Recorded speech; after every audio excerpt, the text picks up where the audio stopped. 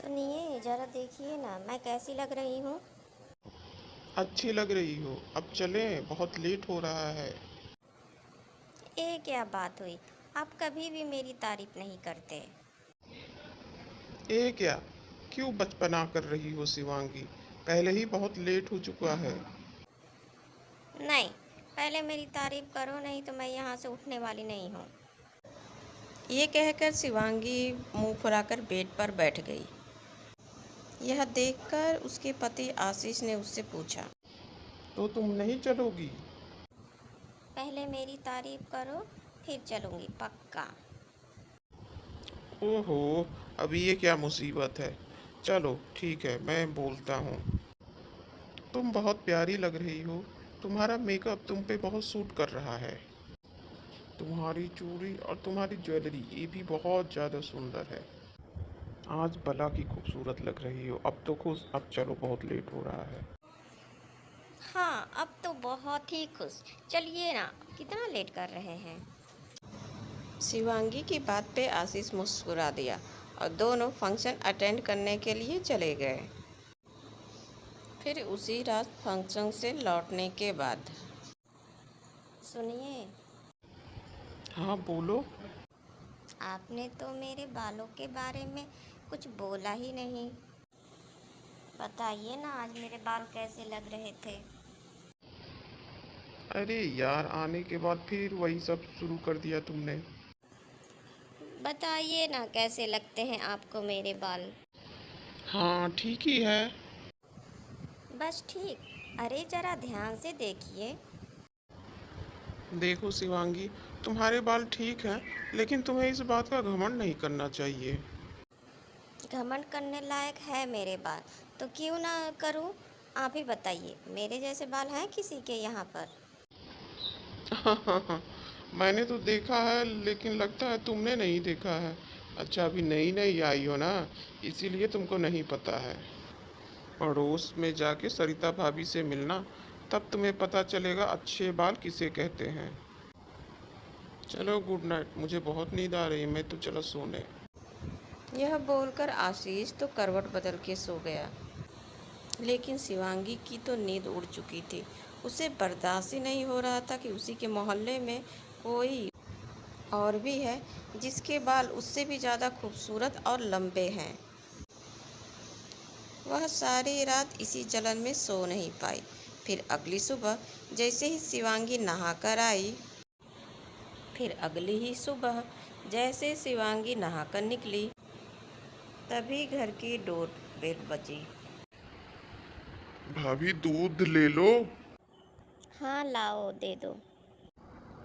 अरे वाह भाभी जी, आपके बाल तो बहुत ही सुंदर हैं। हाँ भाई साहब, वो तो है। मेरे बाल यहाँ सबसे अच्छे हैं। ना ना ना ना भाभी जी, वो सामने वाली सरिता भाभी से नहीं मिली क्या आप आज तक?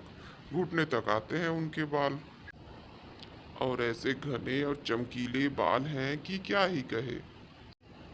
उनका तो किसी से मुकाबला ही नहीं। पहले आशीष, अब सुबह सुबह दूध वाले ने शिवांगी को गुस्सा दिला दिया था।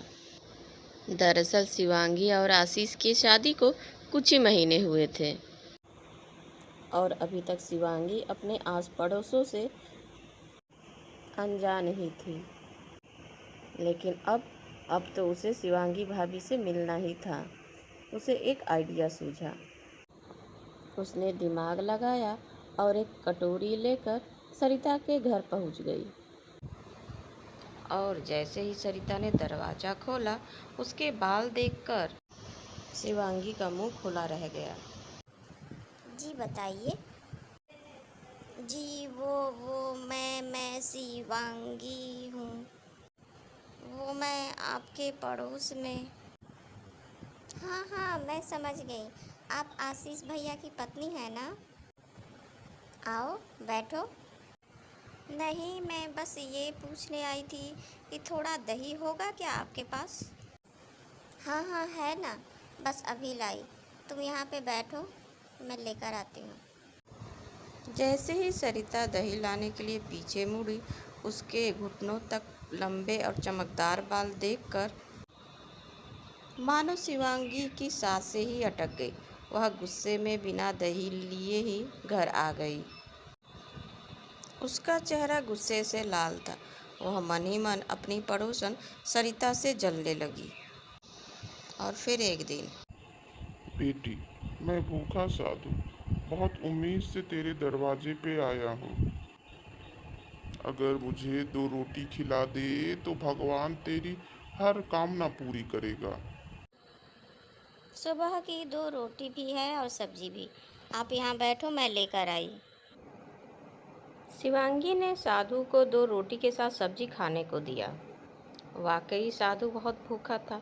उसने बहुत मन से 2 रोटियां खाई और बोला, क्या बात है बेटी, बहुत परेशान लगती हो। हाँ, परेशान तो हूँ मैं, लेकिन आप मेरी कोई मदद नहीं कर सकते। आप क्या, कोई भी मेरी मदद नहीं कर सकता। तूने इस साधु को खाना दिया है, इस अच्छे कर्म का फल तो तुझे देकर ही जाऊंगा बेटी। इतना कहकर साधु बाबा ने अपने झोले में हाथ डाला और उसमें से कुछ निकालकर शिवांगी के हाथ पर रख दिया, जिसे देखते ही शिवांगी मुंह बनाते हुए बोली, हैं? एक अखरोट, इसका मैं क्या करूँ? ये मामूली अखरोट नहीं है। पूरी श्रद्धा से इसे भगवान को भोग में लगाना और फिर पूजा पाठ करके इस प्रसाद को खा लेना। फिर तू जो इच्छा मांगेगी वह तुझे मिल जाएगी। हैं? सच में क्या? जो मैं चाहूँगी वो हो जाएगा? हाँ, जो तू चाहेगी वही हो जाएगा, लेकिन हाँ, जो मैं चाहूँगी वही हो जाएगा। ठीक है बाबा, मैं समझ गई। आप जाओ, मुझे अभी पूजा करनी है। शिवांगी ने पूरी बात बिना सुने ही साधु के मुंह पे दरवाज़ा बंद कर दिया। फिर जल्दी से जाकर उसने पूजा किया और उस भोग लगाए हुए अखरोट को खा लिया और फिर भगवान के सामने अपनी इच्छा जाहिर की। मेरी यही इच्छा है कि मेरे बाल खूब लंबा हो जाएं और उस सरिता के बाल छोटे और गंजे हो जाएं। नहीं, एक भी बाल नहीं बचना चाहिए उसके सिर पे। इतना कहकर फौरन शिवांगी सरिता के घर की तरफ भागी, लेकिन सरिता के बालों पर कोई अंतर नहीं दिखा। उल्टे ही पहले से ज़्यादा ही चमकदार लग रहे थे। यह देखकर शिवांगी का पारा चढ़ गया। उसका ध्यान आसपास के औरतों पे गया जो उसको देखकर हंस रही थी। तब जाके शिवांगी ने अपने पर गौर किया। उसको अपना सिर बहुत ही हल्का महसूस हुआ। उसने फौरन जाके घर में शीशा देखा तो उसकी आंखें फटे की फटी रह गई। असल में उसकी इच्छा पूरी तो हुई थी, लेकिन वैसे नहीं जैसा उसने चाहा था। यहाँ शिवांगी के सिर पे बालों का नामो निशान तक नहीं था। शिवांगी ने अपने सिर पे एक कपड़ा बांधा और उस बाबा की तलाश में निकल गई और थोड़ी ही देर में उसकी यह तलाश खत्म भी हो गई। अरे बेटी, ये सिर पे कपड़ा क्यों बांध रखा है तूने? ढोंगी कहीं का, देख तूने मेरे बालों का क्या हाल किया। इतना कहकर शिवांगी ने जब अपने सिर से कपड़ा हटाया, यह देखकर साधु बाबा भी दंग रह गए। हैं? तूने कहीं अखरोट खाकर कहीं गलत इच्छा तो नहीं मांग ली? मतलब किसी भले मानुस का बुरा तो नहीं चाहा ना तुमने? मैं तुझे कल ही ये बात बताने वाला था, लेकिन तूने मेरी बात पूरी नहीं सुनी और दरवाजा मेरे मुंह पे बंद करके अंदर चली गई। साधु की बात सुनकर शिवांगी को उसकी गलती समझ में आ गई। बाबा, कुछ तो करो, मैं ऐसे नहीं रह सकती। मेरे बाल तो लौटा दो। मैं कुछ नहीं कर सकता, लेकिन जिसका तूने बुरा चाहा अगर वो तुझे माफ कर दे तो शायद तेरा प्रायश्चित हो जाए। इतना कहकर साधु बाबा वहां से चले गए और शिवांगी भी सरिता के घर पहुंची और एक सांस में उसको सब सच सच बता दिया।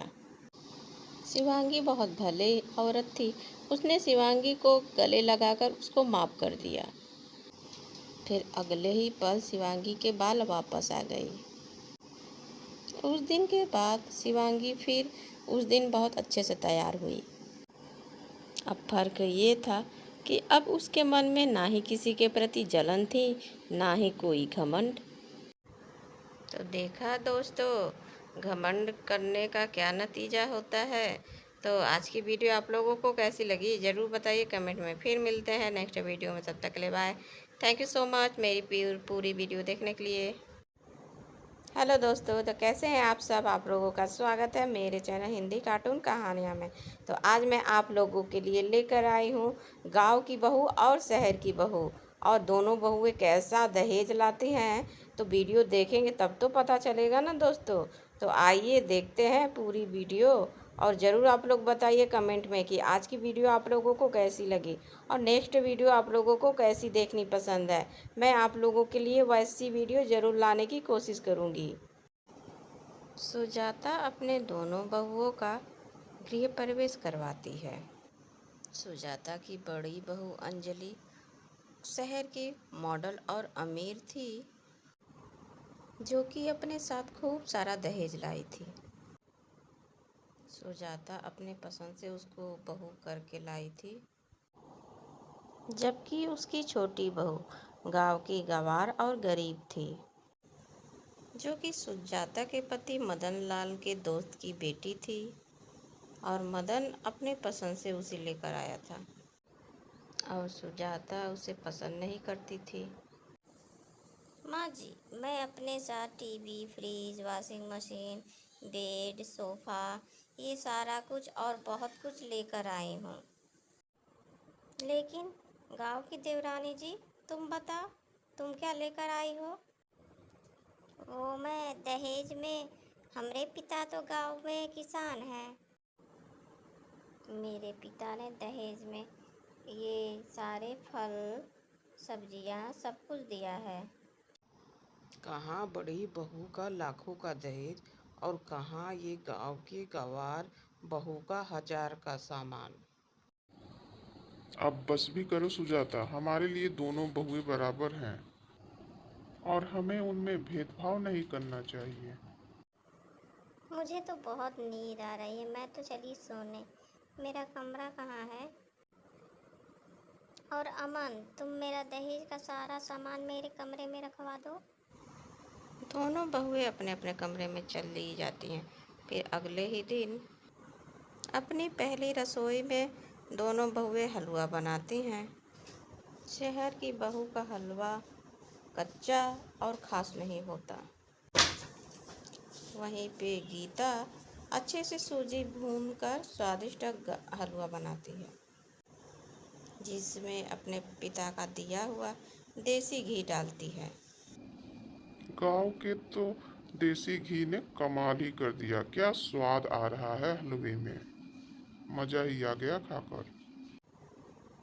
ये देख अंजलि जल भून जाती है, और जब शाम को मदन लाल घर आता है तो वह पूरी तरह पसीने से भीगा रहता है। अरे बाबूजी, आप बैठिए, मैं आपके लिए अभी घड़े का पानी और आम पन्ना बना के लाती हूँ। उसकी ठंडक से आपको आराम मिलेगा। बाबूजी, ये जब तक बना कर लाएगी तब तक आपकी हालत खराब हो जाएगी। कमरे में बैठ जाइए, वहाँ एसी है, और फ्रिज का ठंडा पानी पी लीजिए।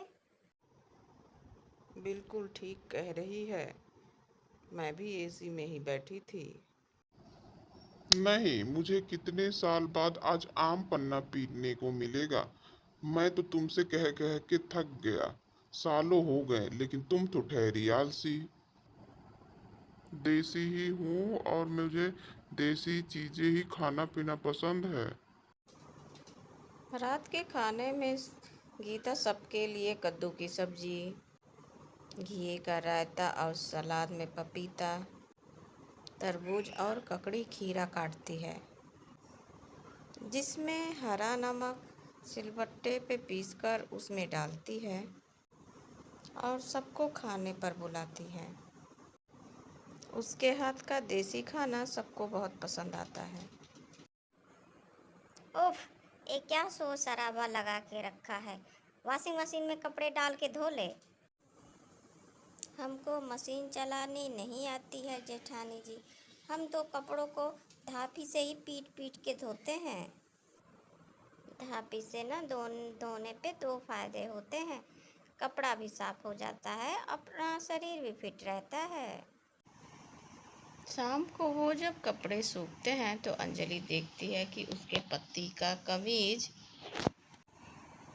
मशीन में धोने पर भी साफ नहीं दिखती है और वह बहुत साफ दिख रही है। अब तो उसे भी कभी कभी अपनी देवरानी के यह सब काम अच्छे लगने लगे।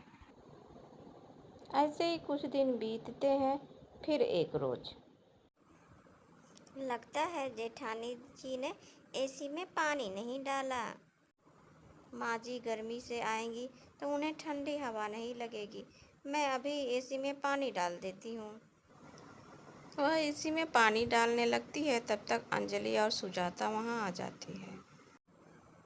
यू इडियट, ये क्या कर रही हो? एसी में कोई भला पानी डालता है? निकल जा तू इस घर से।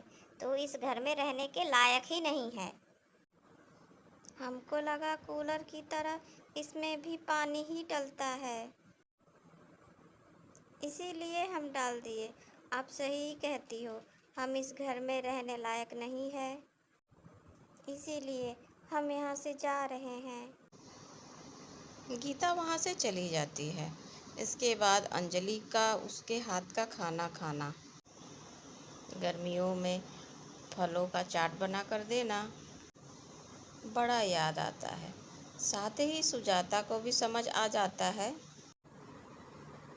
गीता ने ही अकेले घर को संभाल रखा था, इसलिए वह गीता के पास जाकर वह दोनों गीता से माफ़ी मांगती है, जिसके बाद वो सब खुशी खुशी रहने लगती हैं।